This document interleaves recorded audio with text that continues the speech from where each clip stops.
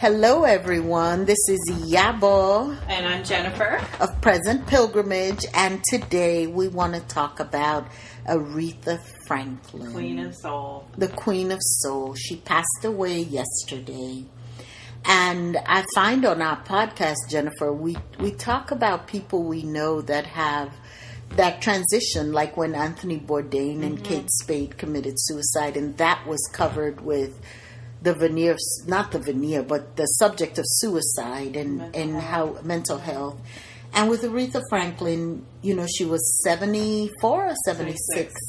And she had bad health, pancreatic cancer.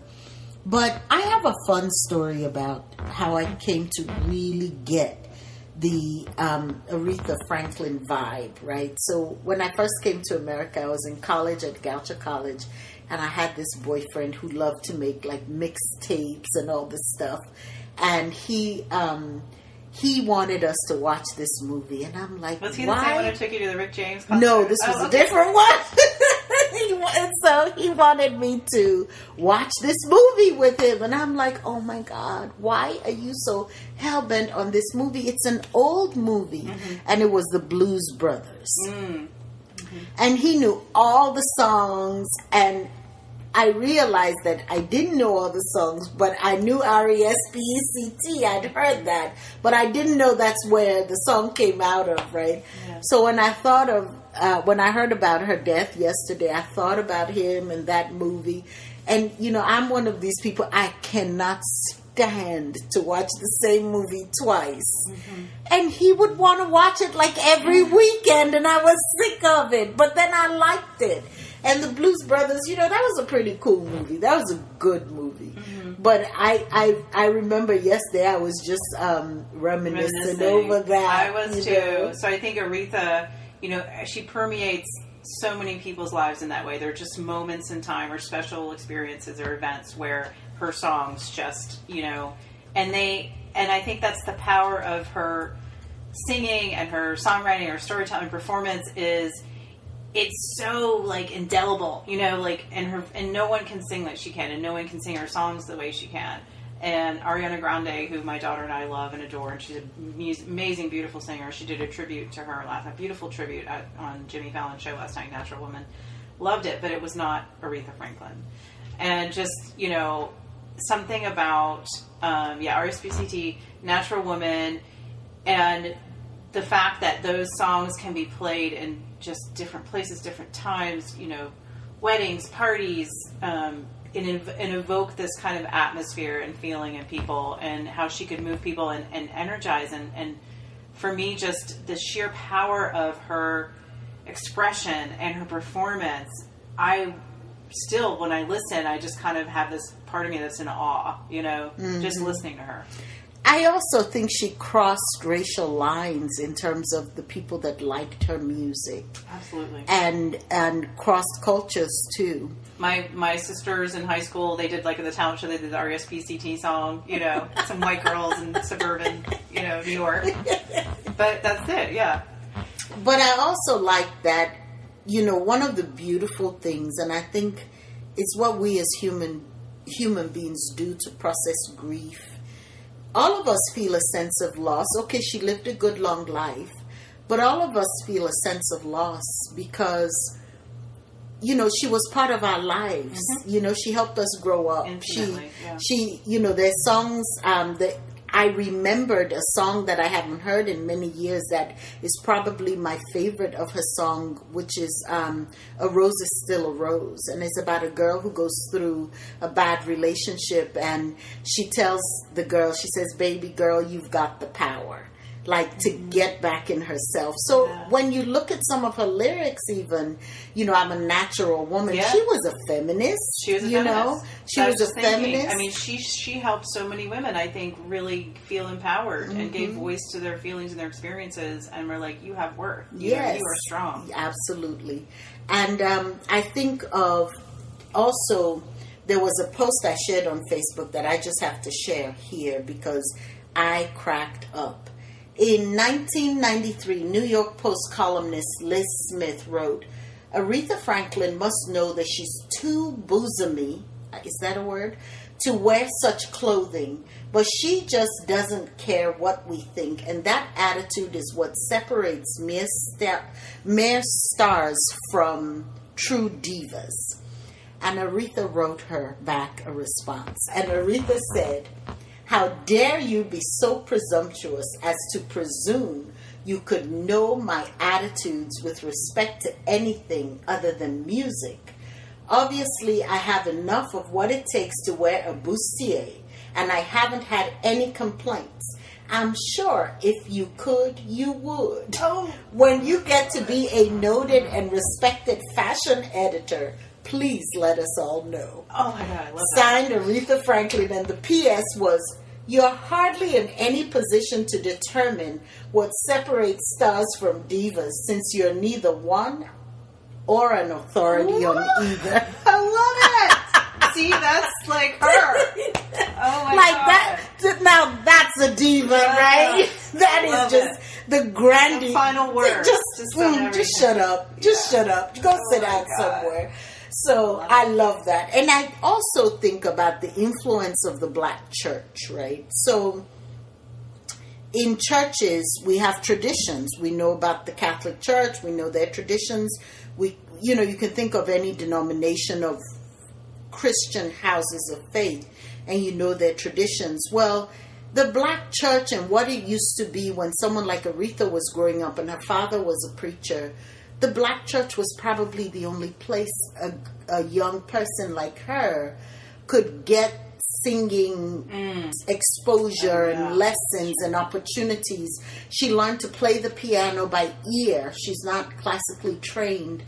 And, she's 76. Back when she was a teenager, that was the only space that gave her any creative opportunity to sing and play music and stuff. And so it was a core part of her life. Obviously, she must have been a woman of faith. She produced several gospel albums. Mm-hmm. And so, those things are important to note, that there was a time where you and I could take our kids today to singing lessons, and piano classes may be offered in school, or music classes may be offered in school. But when she was coming up, what nurtured her creativity and her faith was the black church. And so hats off to people who came up with next to nothing, but found opportunity and space for their greatness to flourish. I wanted to just bring something up and invite your thoughts on it as you're talking, because when I think about Aretha, she and who she was, she maintained her values, her integrity. We were talking about that with Stacy, through her whole life. She had a long life. She was who she was. And there was, as you just read, there was this real strong, just always sense of who she was in the world, and maybe some real good boundaries as far as maybe dealing with the fame and kind of speaking back to people who always wanted to comment or criticize her in the public sphere. And I'm also thinking about Whitney Houston, because there's a documentary that came out about her recently, and she also grew up in the church. Amazing voice, right? Grew up singing in the church, singing gospel, and at a very young age, she became famous. She was a teenager, I think, and she moved into pop and other areas. And I just I wonder, with the fame aspect and the pressure, especially on younger people, how that can, be such an influence that it's. I just can't imagine having that level of pressure and fame. And Aretha, she handled it so gracefully. Not to say that Whitney didn't. I just want to invite your thoughts on that, and kind of how that, maybe the different spheres, and then wanting people kind of putting all these expectations on who you should be as a celebrity, as an amazing singer, amazing African American female singer. What's even more interesting about Aretha, and as you talk about Whitney, this is a huge issue, because I think Michael Jackson was also a young person, started out young. Aretha started out young. Aretha was the mother of 4 sons, and she first became pregnant for her first child at age 12. Wow. Now, this is the first I'm hearing about it. I went to read about it on Wikipedia. That, you see, I would be very anxious if my kid was super talented, to put my kid out there in the world like that. Like we've talked before, I think we've talked on the show, on the podcast about Jada Pinkett Smith and the red table stuff and the way her kids are in the fame and limelight and all of that. I think that your reality gets distorted. And people who value, how do you know, as we were saying, how do you know people really value you for who you are? For who you are. Yeah. And people, when people can't be themselves, I feel like this is one of the cracks, the fractures in American culture, where we want this fame, we want to be number one, we want to be the queen of soul, the king of pop. Sell the millions, be number one on Billboard.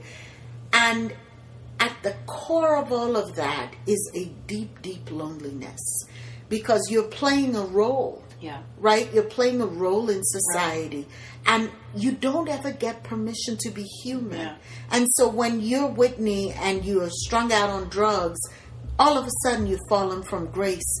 Yet your voice is still the most beautiful voice ever. And that's all that really people... And that's all that people know about you. And you even see this with Beyonce, right? She sings some lyrics about a man cheating and everybody thinks, oh, it's her and Jay-Z. Yeah. And I have no idea. I have no clue. Why do we want to be into their lives like that? Why can't we let them just be human? Yeah. And so I was wondering quite a bit about Aretha's family because I never heard about a husband or kids. So maybe she managed that privacy that you need. I remember watching a documentary of Michael Jackson, and when all this came about him being accused of pedophilia and them going in, I think he had to sell Neverland, and that for him was his world. It was his private world, a place where he could escape and feel like he was innocent and free. And when he tried to talk to the media about it, it didn't come across well. But once they came in, the media came in there to Neverland, he didn't want to go back. He said, my dream, my little world is ruined. I don't have that space anymore. I don't have that safe space where I can go. So he sold it. He didn't want to go back there. Wow. And that for him, he fought so hard to have some kind of normal childhood where he could be a real child. Mm-hmm. And that was what we saw kind of unfold, unfortunately. But that's what you're speaking to. Yeah. Yeah. I think we put unreasonable expectations on people. I still don't want to believe that Michael Jackson was a pedophile. I honestly don't know, but I think he just got distorted and got stuck in being a kid himself and did things that were probably inappropriate for adults to do with kids, like have sleepovers and the kids are sleeping in your bed. But I sincerely hope that he did not damage any young children. But I do think that maybe we could all also as an audience be more humane with the people we adore and just give them their privacy. Yeah. Let them have good lives. Know that we only know Aretha's voice. Yeah. For us to not even know she had 4 sons. Amazing. For us to not even know her father was shot twice and was killed. For us to not know she was married twice. It's not our business. Right. Her music is our business. She's entitled to her private life, Yeah. So we bless her journey. We bless her going. And we thank her. I just thank her. Yeah. Thank her for, I pray I have the courage that if I have that kind of gift, I can put it out there in the world. Yeah. She touched how many people? Billions. Gosh, billions.